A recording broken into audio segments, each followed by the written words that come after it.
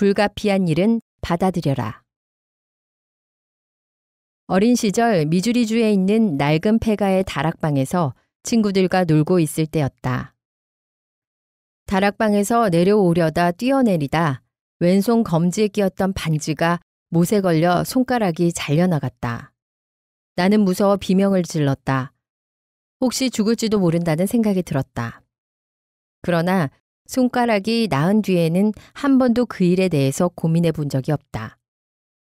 고민한다고 해서 무슨 도움이 되겠는가? 나는 불가피한 일은 받아들였던 것이다. 지금 왼손에는 엄지와 세 손가락밖에 없지만 한 달에 한 번 정도도 그것을 생각한 적이 없다. 몇 년 전 뉴욕의 변두리에 있는 어느 빌딩에서 화물 엘리베이터를 운전하는 사람을 만난 적이 있다. 그런데 그의 왼손은 손목에서부터 절단되어 있었다. 나는 그에게 손 하나가 없다는 사실이 괴롭지 않느냐고 물었다. 그랬더니 그는 이렇게 대답하는 것이었다. 뭐 그런 것은 생각해 본 일도 없습니다. 저는 독신입니다만 손 하나가 없다는 사실을 느낄 때는 바늘에다 실을 꿰 때뿐이죠. 인간은 어쩔 수 없을 때는 어떠한 상황도 받아들이는 법이다. 그리고 나서 자기를 그것에 적응시켜 잊어버리는 것이다. 네덜란드의 암스테르담에 있는 15세기 때 지은 사원의 폐허에 있던 비명을 잊을 수가 없다. 거기에 플랑드르어로 원래 그런 것이다. 달리 방법이 없으니까 라고 새겨져 있었다. 우리는 인생이란 긴 항로를 가는 동안 갖가지 불쾌한 상황에 어쩔 수 없이 부딪히게 되는데 그것은 불가피한 일일 뿐이다. 다만 우리에게는 선적의 자유가 있다. 즉, 불가피한 일로 받아들이고 그것에 적응하든지 아니면 그것에 집착해서 신경쇠약에 걸려 일생을 끝마치는 수밖에 없다. 여기에 내가 존경하는 철학자 윌리엄 제임스의 현명한 충고가 있다. 액면 그대로 받아들여라. 일단 일어난 일을 받아들인다는 것은 불행한 결과를 극복하는 첫걸음이다. 오리건주 포틀랜드의 엘리자베스 콘리는 갖은 고생 끝에 이 사실을 알았다. 최근에 그녀가 내게 보낸 편지를 인용해 본다. 1943년 5월 미국이 북아프리카 전투에서 승리한 것을 축하하던 그날 육군성으로부터 제가 가장 사랑하는 조카가 행방불명되었다는 전보를 받았습니다. 그리고 얼마 있다가 전사했다는 전보를 받았습니다. 저는 비탄에 빠졌습니다. 그 전까지 제 인생은 즐거웠지요. 저는 만족스러운 직업을 갖고 있었고 조카를 키우는데 온갖 노력을 바쳐왔습니다. 그는 더없이 착하고 아름다우며 이상적인 청년이었다고 생각합니다. 마치 수면에 던진 빵이 모두 케이크가 되어 돌아오는 것과 같은 만족스러운 느낌이었어요. 그런데 이런 전보가 날아든 겁니다. 모든 것이 무너지는 듯 했어요. 갑자기 사는 목적을 잃은 것 같았지요. 일도 손에 잡히지 않았고 친구들도 멀리했어요.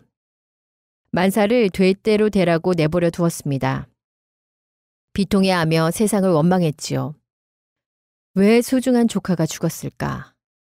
어째서 앞길이 그토록 유명한 훌륭한 청년이 비운의 죽음을 당하지 않으면 안 되었을까? 이 비극적인 사실을 저는 도저히 받아들일 수 없었습니다. 비탄에 빠져 일도 걷어치우고 눈물과 슬픔 속에 저를 감추어 보려고 했지요.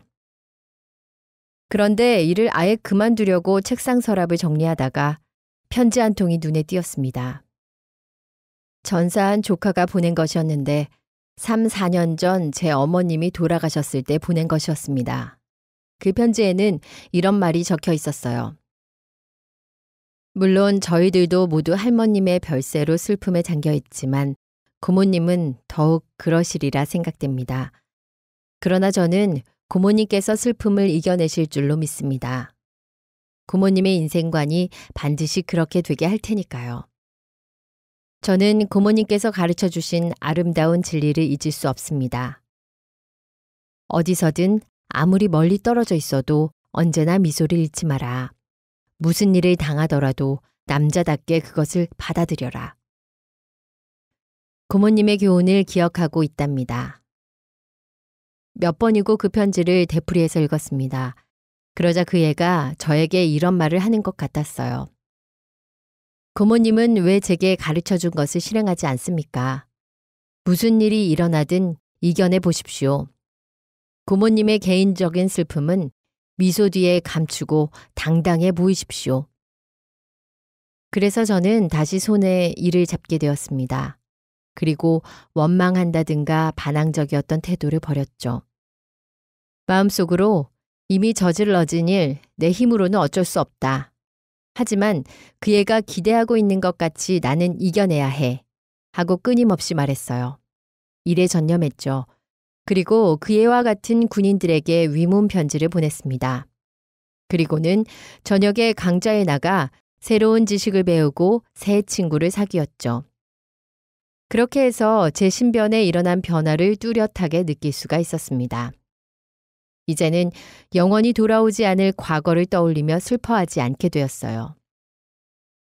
저는 지금 기쁨에 충만한 나날을 보내고 있습니다. 조카가 저에게 기대했던 것처럼 말이죠. 인생을 즐기면서 저의 운명을 받아들이고 있습니다. 이전보다도 더욱 풍성하고 완전한 인생을 보내고 있어요. 엘리자베스 콜리는 우리가 조만간 배우지 않으면 안 될 것을 미리 배운 것이다. 결국 우리는 불가피한 것을 받아들이고 그것에 협력해야 한다. 달리 방법은 없다.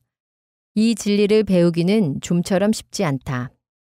그러나 왕자에 앉은 군주도 이를 마음에 새겨두지 않으면 안 된다.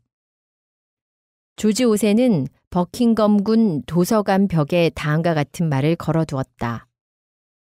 달을 보고 울지 말며 엎질러진 우유를 보고 후회하지 않도록 가르쳐 주십시오. 이와 같은 사상은 쇼펜하우어도 말했다. 깨끗하게 체념할 수 있는 태도야말로 인생길을 준비하는데 가장 중요하다. 환경만이 우리를 행복하게 하거나 불행하게 만드는 것은 아니다. 우리의 감정을 결정짓는 것은 환경에 대해 반응하는 방법 여하에 달려 있다. 예수는 천국이 우리 안에 있지만 지옥도 우리 안에 있다고 말했다. 우리는 재난과 비극을 이겨내고 승리를 얻을 수 있다. 꼭 그렇게 해야만 한다면 말이다. 할 수 없다고 생각할지 모르지만 놀랍게도 우리는 활용 가능한 내부의 강력한 힘을 갖고 있다. 우리는 우리가 생각하는 것보다 훨씬 강하다. 부스 타킹턴은 항상 이런 말을 했다. 인생이 내게 강요하는 것이라면 무엇이든 참을 수 있다. 그런데 단 한 가지 예외가 있다. 바로 장님이 되는 것인데 이것만은 참을 수가 없다. 그런데 어느 날 그가 60을 넘었을 때의 일이다. 타킹턴이 무심코 마루 위에 깔아놓은 융단을 보니 색깔이 뿌옇게 흐려 보이는 것이었다. 무늬를 분간할 수가 없었다. 전문의를 찾아간 그는 비참한 사실을 알게 되었다. 시력을 잃고 있었고 게다가 한쪽 눈은 거의 보이지 않을 정도로 악화되어 있었다. 가장 두려워하던 불행이 닥쳐온 것이다. 그런데 타킹턴은 이 최악의 불행에 어떤 반응을 보였던가. 그는 옳게 왔구나. 내 인생도 이것이 마지막이다. 라고 느꼈을까? 아니다. 놀랍게도 그는 명랑한 기분이었다. 어떻게 말하면 일종의 유머러스한 감정까지도 드러낼 정도였다. 작은 반점이 시야를 괴롭혔고 이것들이 눈앞에 아른거리면서 시력을 감퇴시켰다. 그런데도 반점 중에 가장 큰 게 눈앞에 나타나면 그는 이렇게 말했다는 것이다. 야, 영감님 또 오셨군요. 오늘은 날씨가 좋은데 어디 가시는 거예요? 운명이라는 것이 이렇게도 강한 정신을 이겨낼 수 있을까? 아니다. 결코 그럴 수는 없다. 두 눈이 전혀 보이지 않게 되었을 때 타킹턴은 이런 말을 했다. 나는 시력 상실을 받아들일 수 있게 되었다. 사람들이 온갖 것을 용인하듯 오감을 전부 상실한다 해도 나는 내 안의 마음으로 살아갈 수 있다. 왜냐하면 우리가 알든 모르든 상관없이 우리는 마음으로 보고 마음으로 살아가기 때문이다. 그는 시력을 회복하려고 1년에 12번 이상이나 부분 마취만으로 수술을 받았다. 그렇지만 아무런 불평도 하지 않았다. 주어진 상황이 어쩔 수 없다는 것을 알았기에 고통을 경감하는 유일한 방법으로 그것을 달게 받아들였던 것이다. 그는 병원에서 제공하는 특별실을 거절하고 다른 환자와 함께하려고 일반 병실에 들어 그들을 격려하려고 애썼다. 여러 차례에 걸쳐 수술을 받으면서 그 고통이 어떤지를 잘 알면서도 오히려 다행이라고 생각했다고 그는 이렇게 말한다. 현대과학은 참으로 놀랍군. 사람의 눈처럼 섬세한 곳까지 수술하는 기술을 가졌다니. 12번이나 수술을 받고도 시력이 회복되지 않으면 보통 사람이라면 신경쇠약에 걸렸을 것이다. 그러나 타킹턴은 오히려 나는 이 같은 쓰라린 경험을 행복한 경험과 바꾸고 싶지는 않다고 말했다. 그는 인종을 배웠고 도저히 견디기 어려운 어떤 불행도 참을 수 있다는 것을 알게 되었다. 일찍이 존 밀턴이 깨달은 것처럼 장님이 되었다고 해서 비참한 것은 아니다. 다만 눈먼 사실을 참을 수 없다는 것이 비참하다는 말의 의미를 터득했던 것이다. 뉴 잉글랜드의 유명한 여권주의자인 마가렛 풀러는 나는 우주를 받아들인다고 했는데 이 말은 그녀의 신조였다.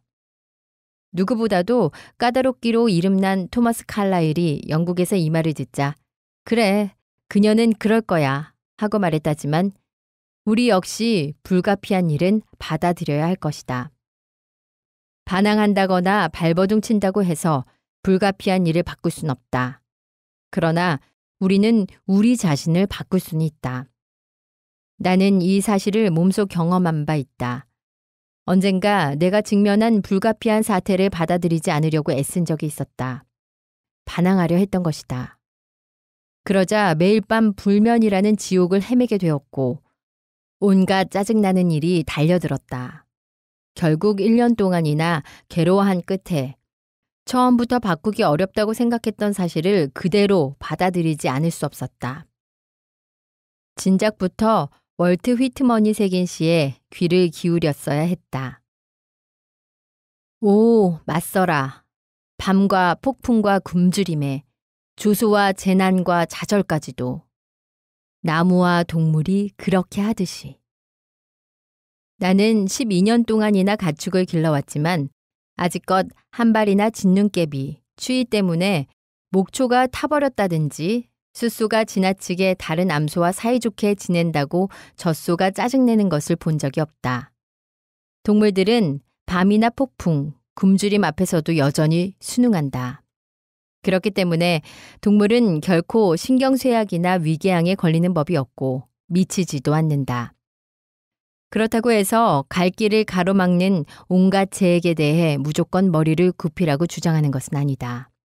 그런 주장은 단순한 운명론에 불과하다. 사태에 대해 다소나마 개량할 여지가 있다면 싸워야 한다. 그러나 상식적으로 생각해 볼 때 인력으로는 어쩔 수 없다고 판단되면 일단 그르친 일에 대해 고민할 필요는 없다는 것이다. 콜롬비아 대학교의 헉스 학장은 마더 구스의 노래 중에 1절을 좌우명으로 삼고 있다고 말한 적이 있다. 태양 아래 모든 고통에는 구원이 있거나 없다. 있다면 그것을 찾기 위해 노력하라. 없다면 잊어버려라. 이 책을 집필하는 동안 뛰어난 재계 경영인들과 회견했는데 그들이 불가피한 일을 받아들임으로써 고민 없이 생활하고 있는 것을 보고 깊은 인상을 받았다. 그렇게 하지 않았더라면 그들은 사업상의 고민과 긴장으로 결코 건강을 유지하지 못했을 것이다. 이에 대해 두세 가지 신뢰를 들어보기로 한다. 페니 스토어의 창설자인 J.C. 페니는 이렇게 말했다. 전 재산을 읽는다 해도 고민하지 않을 것이다. 걱정한다고 해서 도움이 되지 않을 테니까. 최선을 다한 후에 그 결과는 하나님께 맡길 뿐이다. 헨리 포드도 이와 비슷한 이야기를 했다. 손댈 수 없는 일이라면 나는 그것을 받아들인다. 크라이슬러의 케이티 켈러 사장에게 고민을 처리하는 법을 질문했더니 그는 이렇게 말했다. 저는 난처한 경우를 당하면 우선 할 수 있는 데까지 최선을 다합니다. 그리고 안 되는 것이라면 잊어버리지요. 어쨌든 미래에 대해서는 걱정하지 않습니다. 앞날에 무슨 일이 생길지 예측할 수 없다는 것을 알고 있기 때문입니다. 물론 미래에 영향을 줄 수 있는 힘은 참으로 많습니다. 그렇지만 무엇이 그러한 힘을 움직이는지는 아무도 모르고 예언할 수도 없습니다. 그러니 고민한다 해서 무슨 소용이 있겠습니까? 이런 말을 한다고 해서 켈러에게 당신은 정말 훌륭한 철학자요 한다면 그는 당황해야 할 것이다. 내가 알기에 그는 단지 훌륭한 사업가일 뿐이기 때문이다. 에픽테투스는 일찍이 로마인들에게 이런 말을 했다. 행복의 길은 단 하나밖에 없다. 우리의 의지력으로는 어쩔 수 없는 일에 대해 고민하기를 그만두는 것이다. 성스런 사라라고 불리는 사라 베른하르트는 불가피한 일을 받아들이는 방법을 알았던 훌륭한 신뢰다. 지난 반세기 동안 그녀는 전 세계적으로 연극계를 군림하던 여왕이었다. 그러던 그녀가 71세에 재산을 모두 잃고 파산하고 말았다. 게다가 주치의는 그녀의 발을 절단해야 한다고 진단했다. 대서양을 횡단하다가 폭풍을 만나 갑판에서 넘어져 다리를 몹시 다친 후에 정맥염이 악화되어 다리가 오그라들었기 때문이다. 의사는 성격이 거칠고 화를 잘 내는 사라에게 이 사실을 알리기를 주저했다. 그녀가 이 엄청난 말을 듣고 놀라 기절해버리면 어쩌나 싶었던 것이다. 그러나 그것은 오산이었다. 사라는 한동안 그를 물끄러미 바라보더니 조용한 어조로 이렇게 말했다. 해야 될 일이라면 해야죠. 피할 수 없는 숙명이었다. 그녀는 수술실로 실려가는 자신을 울면서 바라보는 아들에게 힘차게 손을 흔들면서 아무데도 가지 마라, 곧 돌아올 테니 하고 쾌활하게 소리쳤다. 그녀는 수술실로 가는 도중 자신이 연출했던 연극의 한 장면에 대해 설명했다. 그것이 스스로를 격려하기 위해 한 행동이냐는 질문에 그녀는 이렇게 대답했다. 아니요, 의사와 간호사를 격려하기 위해서였습니다. 이제부턴 그분들이 수고할 테니까요. 수술을 받고 회복한 후 그녀는 다시 7년에 걸쳐 세계 각국을 순회하면서 관객을 매혹시켰다. 엘시 맥코믹은 리더스 다이제스트지에서 이렇게 말했다. 불가피한 일과 싸우는 것을 그만둘 때 우리는 에너지를 사용할 수 있는데 이 에너지는 우리에게 더 풍부한 인생을 창조하게 만든다. 인간이란 불가피한 일과 싸우면서 동시에 새로운 생활을 창조할 수 있는 감정과 활력까지 갖지는 못한다. 그러므로 어느 쪽이든 하나를 선택할 수밖에 없다. 나는 미주리주의 농장에서 이 사실을 경험했다. 그 무렵 나는 농장에 많은 나무를 심었다. 처음에는 나무들이 줄기차게 성장했는데 진눈깨비를 동반한 폭풍이 불어닥치자 나무까지는 모두 눈 속에 파묻히고 말았다. 나무는 눈의 하중에 순순히 머리를 숙이지 않고 교만스럽게 저항했기 때문에 결국 눈더미의 무게에 눌려 부러지고 말았다. 말하자면 이 나무들은 북부 산림의 지혜를 몰랐던 것이다. 나는 캐나다의 상록수숲을 수백 마일이나 여행한 일이 있지만 아직껏 한 번도 침엽수나 소나무가 얼음이나 진눈깨비에 의해 쓰러지는 것을 보진 못했다. 왜냐하면 이 상록수들은 인정하는 법과 가지를 굽히고 불가피한 것을 받아들이는 법을 알기 때문이다. 유도 사범들은 버드나무처럼 휘어져라, 참나무같이 저항하지 말라고 가르친다. 자동차의 타이어는 장기간 사용되는데도 충격을 어떻게 견딜까? 최초의 타이어 제조업자들은 도로의 충격에 저항하는 타이어를 만들었다. 그랬더니 이내 헝겊처럼 해지고 말았다. 그래서 그들은 도로의 충격을 흡수하는 타이어를 만들었다. 충격을 무마하자는 것이었다.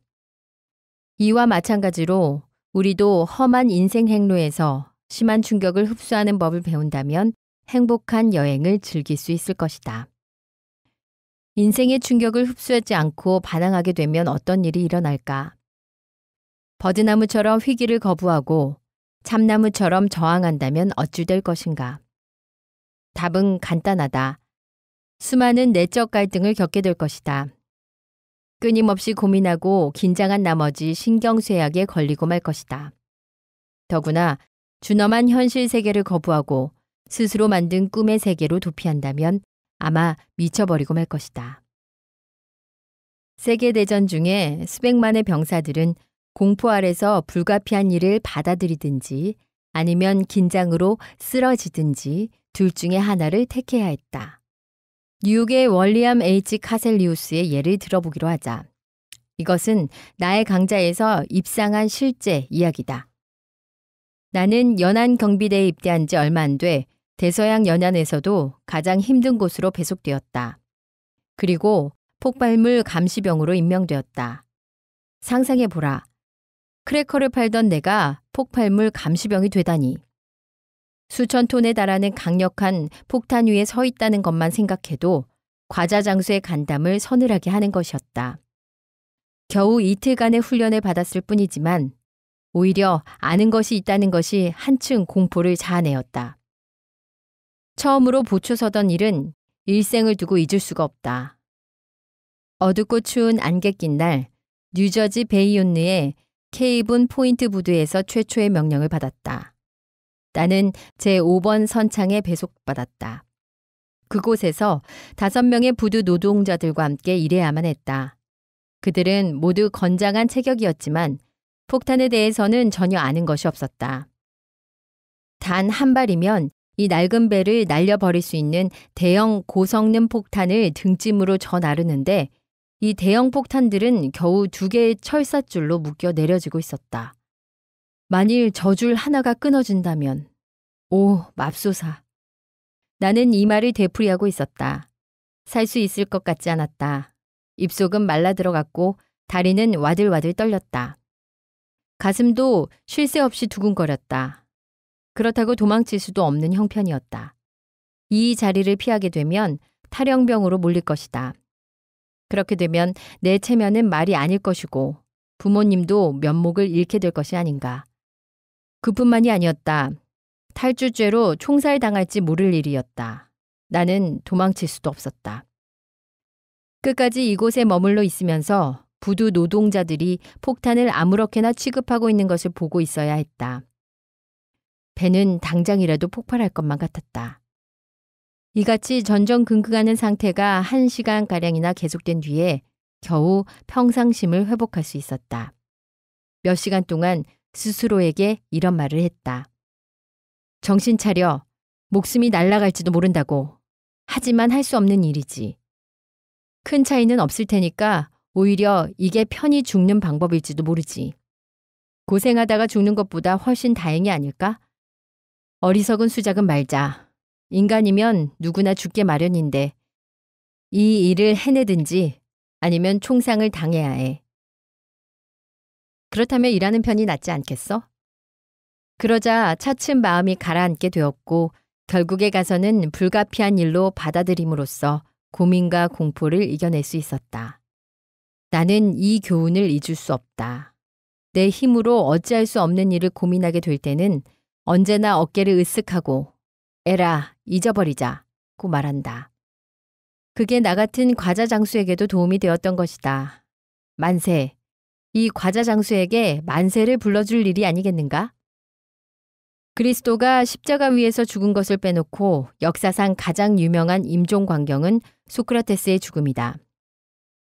40세기가 지난 후에도 인간은 플라톤의 불멸의 기록을 온갖 문학 중에서 가장 감동적이고 아름다운 문장의 하나로 읽을 것이다. 맨발의 농 소크라테스를 시기하고 질투하던 아테네의 일부 사람들은 그에게 무고죄를 씌워 사형 판결을 받도록 했다. 그에게 호의를 가지고 있던 옥사장은 소크라테스에게 독배를 권하면서 이렇게 말했다. 불가피한 일을 조용히 감내하십시오.